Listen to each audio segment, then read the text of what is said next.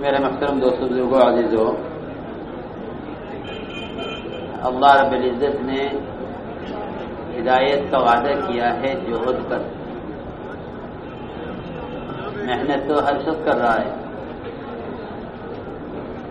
لیکن ہر محنت کرنے والا اپنی محنت میں کامیاب نہیں ہے۔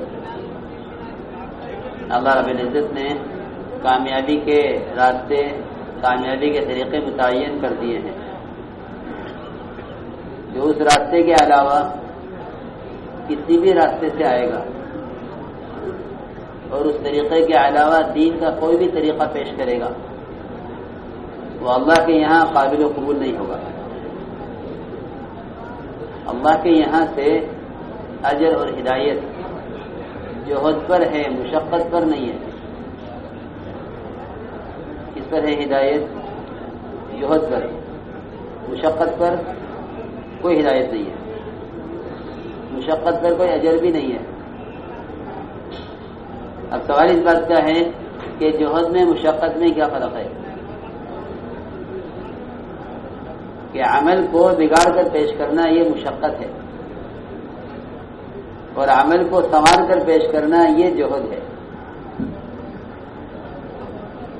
عمل میں سب لگے ہوئے ہیں، نماز پڑھنے والے بھی، روزہ رکھنے والے بھی، حج کرنے والے بھی، صدقات کرنے والے بھی، خیر کے کاموں میں خرچ کرنے والے بھی،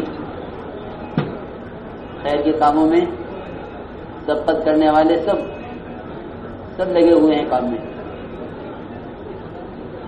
لیکن اللہ کے یہاں اس عمل پر اجر اور ہدایت ہے جو عمل اللہ کے یہاں قابل قبول ہو۔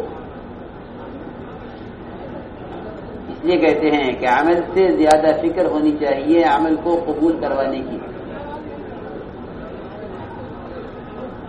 کیونکہ اللہ رب العزت نے قرآن میں جگہ جگہ فرمایا کہ اللہ جانچنا چاہتے ہیں تم میں اچھا عمل کس کا ہے۔ لیبلوکم ایکم احسن عملا، لیبلوکم ایکم احسن عملا۔ تو ہر ایک کو عمل کا طریقہ دیا گیا ہے کہ عمل کے طریقے کے پابند ہو کر اپنے عمل کو اللہ کے ہاں قبول کرواؤ تاکہ اجر اور ہدایت ملے۔ ہم سب کے سب زیادہ عمل کی کوشش میں ہیں، اس میں ہیں زیادہ عمل۔ اللہ کو چاہیے اچھا عمل، کہ عمل تھوڑا ہے مگر اچھا ہے، کہ وہ بگڑے ہوئے زیادہ عمل سے بہت بہتر ہے، بگڑا ہوا زیادہ عمل مردود ہے، اور بنایا ہوا تھوڑا سا عمل اللہ کے یہاں مقبول ہے۔ تو یہ ضروری بات ہے کہ ہماری نظر اپنے عمل پر ہو کہ ہم کیا کر رہے ہیں، ہم کیا کر رہے ہیں۔ میں طواف کر رہا تھا تو طواف میں ایک آدمی کو بھاگتے ہوئے دیکھا، میں نے پوچھا کیا کر رہے ہو؟ کہ مجھے زیادہ طواف کرنے ہیں، مجھے طواف زیادہ کرنے ہیں۔ میں نے کہا یہ طواف زیادہ کرنے سے اجر نہیں ملے گا، گناہ ملے گا، کیونکہ تو طواف کو بگاڑ رہا ہے۔ کہ بگڑا ہوا عمل اللہ سے دوری کا سبب بنتا ہے، اور بنا ہوا عمل اللہ کے قرب کا سبب بنتا ہے۔ تو اللہ کے یہاں اپنے عمل کو سنوار کر بنا کر پیش کرو۔ سبقت اس میں ہے کہ کون کتنا اچھا عمل بنا کے پیش کرے، کون کتنا اچھا عمل بنا کے پیش کرے۔ سبقت اس میں ہے کہ صحابہ کرام کی صفت ہے کہ وہ خیر میں سبقت کرنے والے تھے۔ سبقت کرنے کا مطلب دوڑ نہیں ہے کہ نماز کے بعد دوڑ لگے کہ کندھے پھیلان کے آگے بڑھے، حالانکہ حرام ہے۔ کہ خیر میں سبقت کرنے کا مطلب یہ ہے کہ میرا عمل میرے ساتھی سے زیادہ اچھا ہو، اس کو کہتے ہیں خیر میں سبقت کرنا۔ اوس اور خزرج یہ دو بڑے خاندان تھے، بڑے قبیلے. ان دونوں کے درمیان سبقت اس میں ہوتی تھی کہ اگر کوئی کام اوس کے خاندان نے اچھا کیا ہے تو خزرج اس سے بہتر کر کے دکھلا گئے. ان دونوں خاندانوں میں یہ مقابلہ ہوتا تھا کہ اچھا عمل کس کا ہو. تو میرے عزیز دوستوں، بزرگوں، بڑی فکر کی بات ہے یہ کہ ہم اپنے عمل کو اللہ کے یہاں سنوار کر بنا کر پیش کریں. تو کسی خیر کے کام کی رغبت ہونا تو اچھی بات ہے، لیکن کندھے پھیلان کر آگے بڑھنا اور بیان کے لیے تسبیح چھوڑ دینا یا اپنی جگہ کو چھوڑ دینا تسبیحات سے پہلے، یہ بگڑا ہوا عمل ہے. سمجھتے تھے کہ جس کا مسجد کا عمل نہیں بنے گا اس کا بازار کا دین کبھی نہیں بنے گا، کیونکہ یہ بگڑ رہا ہے عمل کو بننے کی جگہ پر. جو عمل کے بگاڑے بننے کی جگہ پر کہ وہ بگڑنے کی جگہ پر تو اور بگڑے گا. ہم دیکھتے ہیں نماز کے بعد، ہر نماز کے بعد، فجر کے بعد بھی، عصر کے بعد بھی، اور جمعرات میں خاص طور پر، کہ مجمع اپنی جگہ سے سلام پھرنے کے بعد اٹھنا شروع ہوتا ہے. حالانکہ اپنی جگہ بیٹھ کر تسبیحات کو پورا کرنا یہ نماز کی تکمیل کے ساتھ ہے کہ اپنے عمل کو مکمل کرو، اپنے عمل کو مکمل کرو. نماز کے بعد کی تسبیحات ہیں. علی رضی اللہ تعالیٰ عنہ نے یہ تسبیحات میدان جنگ میں بھی نہیں چھوڑی. حالانکہ میدان جنگ تو بڑے خطرے کا، وہاں تو نماز بھی دو حصوں میں کر دی گئی، صلاۃ خوف. یہ صلاۃ خوف کا طریقہ سارا بدل گیا، نماز کا طریقہ بدل گیا خوف کی وجہ سے.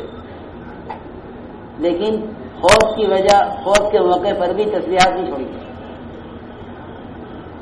کہ جان کا خطرہ ہے تسبیح چھوڑو. تو یہ فرمایا علی رضی اللہ عنہ ابن قوا سے کہ اللہ تمہیں ہلاک کرے کہ میں وہاں تسبیح کہاں چھوڑ دیتا. کہاں؟ میدان جنگ میں، جنگ صفین میں. تو بڑی فکر کی بات ہے یہ کہ ہم عمل سے گزر رہے یا ہم عمل بنا رہے. ہم عمل سے گزر رہے یا عمل بنا رہے. دیکھو میرے دوستوں بزرگوں، یہ محنت تو تربیت کے لیے ہے. اگر خدا نہ کرے اس محنت میں تربیت نہ ہوئی اور آزادی پیدا ہوئی تو پھر حق کے بعد گمراہی کے سوا کچھ نہیں ہے. حق کے بعد گمراہی کے سوا اور کچھ نہیں ہے. فما ذا بعد الحق الا الضلال، کہ جو شخص بننے کی جگہ نہیں بنے گا کہ اس کے بننے کی کوئی اور جگہ نہیں ہے. کیونکہ مثال ہے کہ جو روٹی توے پر خراب ہو گئی وہ کہیں ٹھیک نہیں ہوگی. جو روٹی کہاں خراب ہو گئی؟ توے پر، وہ کہیں ٹھیک نہیں ہوگی کہ یہ بننے کی جگہ ہے. تو اپنے آپ کو پابند بناؤ اس کا. ہماری مسجد میں ہر جمعرات کے اندر دوڑ لگتی ہے کہ بیان کا شوق تو اچھی بات ہے، لیکن یہ دیکھو کہ اس شوق سے کون سا عمل خراب ہو رہا ہے. فرماتے تھے کہ ہر وقت اس فکر میں رہنا چاہیے کہ میرا رب مجھ سے اس وقت کیا چاہتا ہے. اس فکر میں رہنا چاہیے کہ میرا رب مجھ سے اس وقت مجھ سے میرا رب کیا چاہتا ہے. تو میں کر رہا تھا کہ یہ بنے گا جوہد، ورنہ یہ مشقت بنے گی. مشقت پر کوئی اجر نہیں ہے، کوئی ہدایت نہیں ہے. کہ اللہ رب العزت نے ہدایت کا وعدہ جوہد پر کیا ہے، مشقت پر نہیں کیا. تو محنت سب کر رہے، لیکن ہر محنت نہ ہدایت دلانے کے قابل ہے نہ اجر کے قابل ہے، سوائے اس محنت کے کہ جس محنت کو یہ سنوار کر پیش کرے. اللہ رب العزت کے یہاں جوہد پر ہدایت ہے. اس لیے میرے محترم دوستوں بزرگوں عزیزوں، اپنی محنت کو نبی کے طریقے پر لاؤ. سنت کہتے ہیں نبی کے طریقے کو، سنت کہتے ہیں نبی کے طریقے کو، کہ جو میں کر رہا ہے اس میں نبی کا طریقہ کیا ہے. کہ جو عمل نبی کے طریقے سے ہٹ جائے گا وہ سنت نہیں رہے گا. ہمارے ایسا فرماتے تھے کہ میرے کام کا مقصد ہی احیاء سنت ہے اور کوئی مقصد نہیں ہے. کام کا مقصد کیا ہے؟ احیاء سنت. یہ کام کا مقصد احیاء سنت ہے. کیونکہ میرے دوستوں حدیث میں آتا ہے کہ مومن اللہ کی اطاعت میں نکیل پڑے ہوئے اونٹ کی طرح ہے. اس کو جہاں چلاؤ گے، جس طرح چلاؤ گے، جہاں بٹھاؤ گے، جیسے بٹھاؤ گے، کہ اگر اس کو بٹھایا جائے گرم چٹان پر تو یہ بیٹھ جائے گا، کیونکہ نکل پڑی ہوئی ہے. کہ بندے کو اللہ کے احکامات میں جب غفلت ہوتی ہے، جب یقین بگڑ جاتے ہیں. کیا بگڑ جانے؟ یقین بگڑ جانے. کہ دین کے سارے شعبوں پر ایمان کے ضعف کا اثر پڑتا ہے.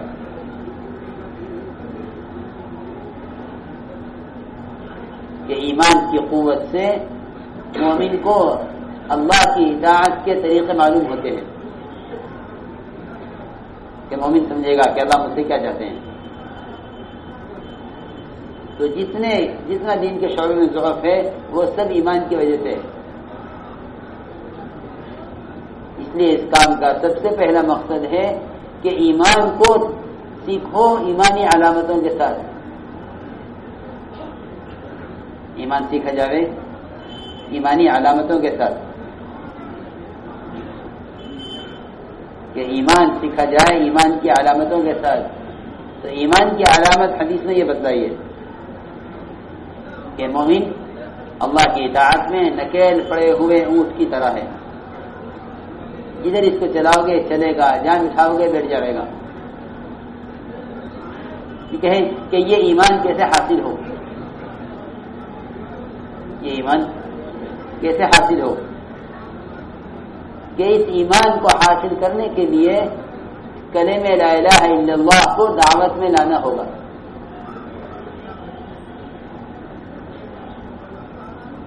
یہ کلمہ لا الہ الا اللہ یہ تقوی کا کلمہ ہے. اور مومن دین کے دنیا کے تمام شعبوں میں تقوی سے ہی پار اتر سکتا ہے. کہیں سے؟ تقوی سے. کہ تقوی کے بغیر کوئی آدمی دین کے کسی شعبے میں کامیاب نہیں ہو سکتا. کیونکہ ساری نیکیوں کا مدار تقوی پر ہے. تقوی میراث الحسنات. کہ ایمان کی علامت تقوی ہے اور ساری نیکیوں کا مدار تقوی پر ہے. ساری نیکیوں کا مدار تقوی پر ہے. یہ تقوی کیسے حاصل ہو؟ دیکھو یاد رکھو، یہ کلمہ لا الہ الا اللہ تقوی کا کلمہ ہے. ایک اس کے الفاظ ہے، ایک اس کا اخلاص ہے. ایک اس کے الفاظ ہیں، ایک اس کا اخلاص ہے. اس کے الفاظ کا تعلق زبان سے ہے. اس کے الفاظ کا تعلق زبان سے ہے اور اس کے اخلاص کا تعلق دل سے ہے.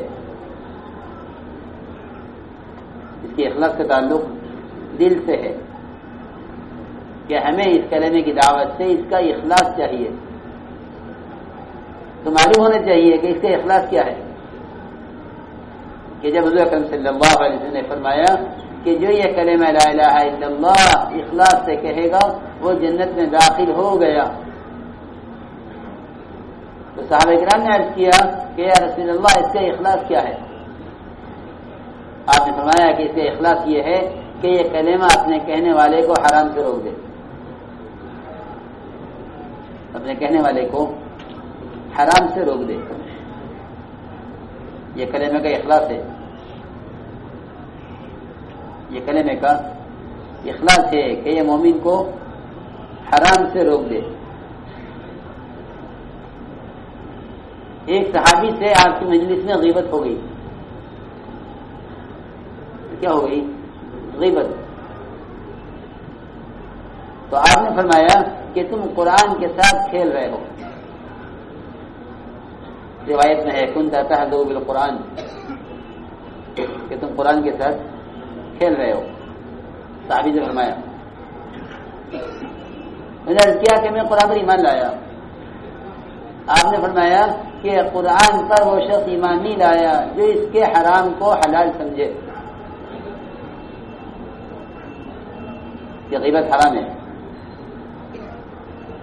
غیبت حرام ہے. کہ کیسا حرام ہے؟ کہ غیبت ڈبل حرام ہے. غیبت ڈبل حرام ہے. ایک زنا حرام ہے، ایک چوری حرام ہے، ایک سود حرام ہے، لیکن غیبت ڈبل حرام ہے.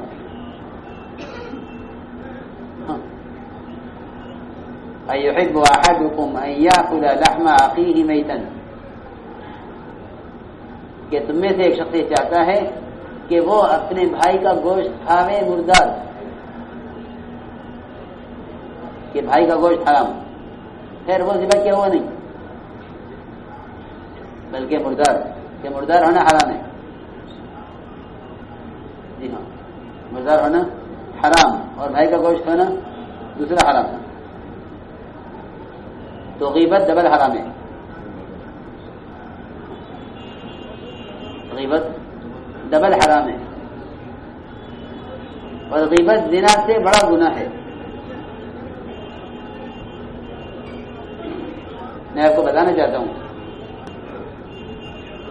تو لوگ یہ سمجھیں گے کہ روزے کا مطلب یہ ہے کہ اس میں کھانا نہیں ہے، پینا نہیں ہے، صحبت نہیں کرنی ہے. کہ میں نے نہ کھایا ہے نہ پیا ہے. کہ کھانے پینے سے باز رہنا یہ فاقہ ہے، روزہ نہیں ہے. روزہ نہیں ہے. یہ کیا ہے؟ یہ فاقہ ہے. خوب سمجھو. میں نے شروع میں عرض کیا تھا کہ مشقت اور مجاہدہ دونوں میں کیا فرق ہے. کہ یہ مشقت ہے کہ ایک آدمی کھاتا نہیں، ایک آدمی پیتا نہیں. یہ کیا ہے؟ مشقت ہے. فاقہ. فاقے پر کچھ نہیں ملے گا. فاقے پر کچھ نہیں ملے گا. مشقت پر کچھ نہیں ملے گا. عبادت پر ملے گا.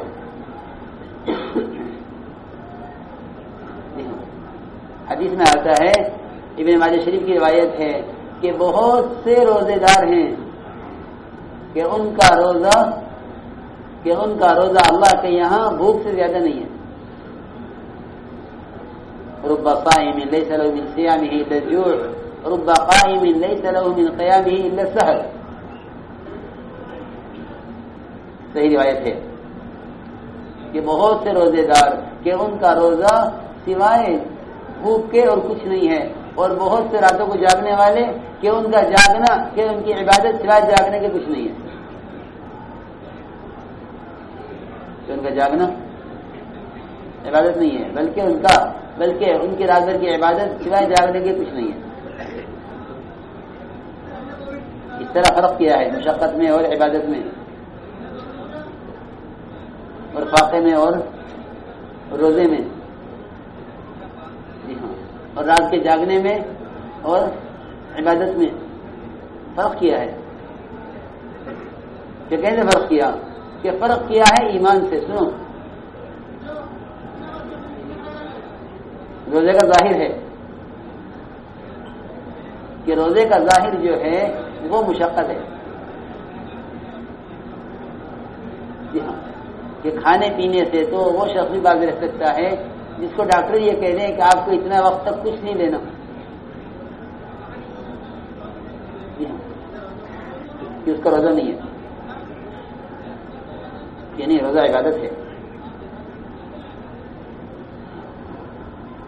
تو میرے محترم دوستوں، میں عرض کر رہا تھا کہ غیبت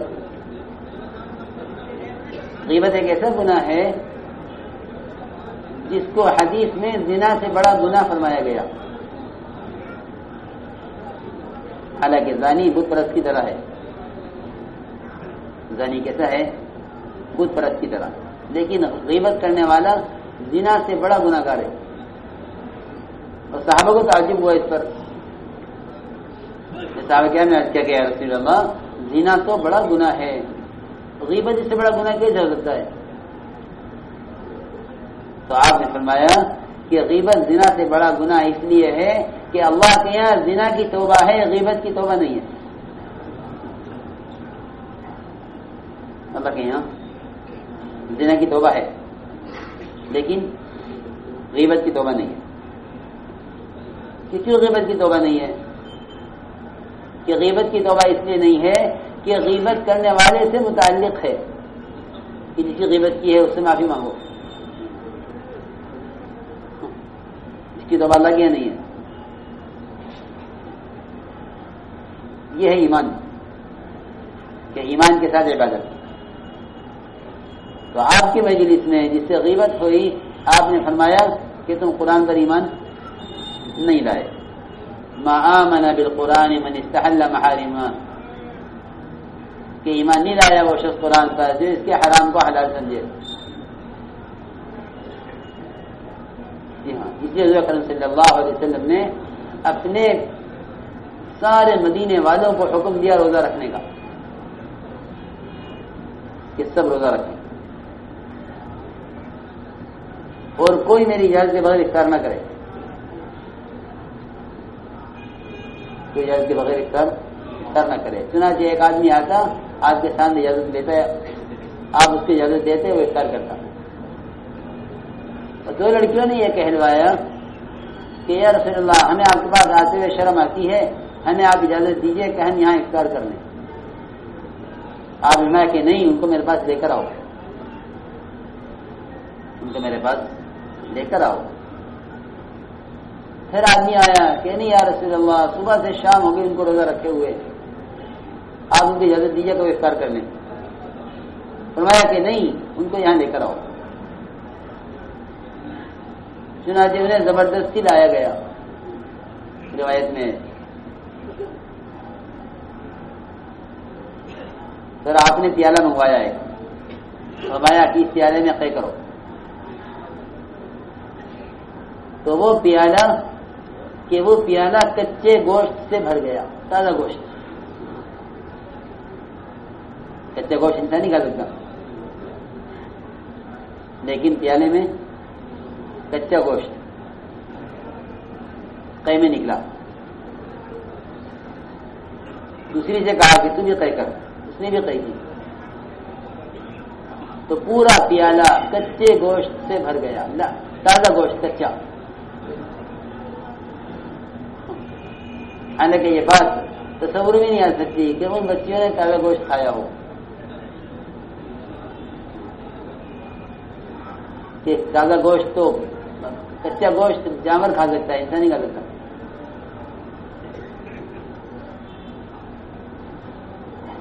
تو آپ نے فرمایا کہ اگر میں ان کو قے نہ کراتا تو یہ ان کو جہنم میں لے جاتا. یہ دونوں جہنم میں جاتے ہیں اگر میں ان کے پیٹ سے گوشت نہیں نکلواتا قے کے ذریعے. یہ بتایا ایمان. کہ ایمان کا مطلب یہ ہے کہ جو مثالیں گناہ کے لیے، جو مثالیں نیکیوں کے لیے، جو مثالیں اعمال خیر کے لیے دی گئی ہیں وہ ساری مثالیں یقینی ہیں، خیالی نہیں ہیں. تو یہ خیالی مثال نہیں ہے کہ غیبت کرنا بھائی کا گوشت کھانا ہے. یہ خیالی مثال نہیں ہے، یقینی مثال ہے. تو آپ نے اس کا مشاہدہ کروایا، کہ غیبت کرنے والیوں سے قے کروا کر دکھلایا کہ انہوں نے یقیناً تازہ گوشت کھایا ہے. انہوں نے صبح سحری کی ہے حلال چیز کے ساتھ اور پھر بیٹھ کر آپس میں دونوں نے غیبتیں کی ہیں. دونوں نے بیٹھ کر غیبت کی ہے. تو میرے محترم دوستو بات یوں ہے کہ ہمیں اپنی عبادت کو، اپنی تراویح کو، اپنے روزے کو کیا بنانا ہے؟ عبادت یا مشقت؟ عبادت بنانا ہے.